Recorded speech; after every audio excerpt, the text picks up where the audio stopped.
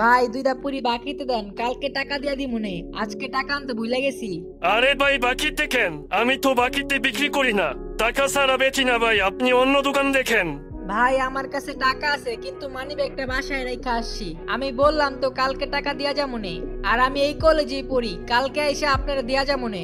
না না ভাই, বাকিতে দেওয়া যাইব না, এরকম অনেকেই বাকিতে নেয় পরে আর টাকা দেয় না, অন্য দোকান দেখেন ভাই। কি রে প্রেমিস, তুই ফুটপাতে বইসা পুরি কিনতে আইছত, তাও আবার বাকিতে? তোর কি লজ্জা করে না? আমাদের এত নামি দামি কলেজে পড়া তুই বাকি খাইতে আইছত?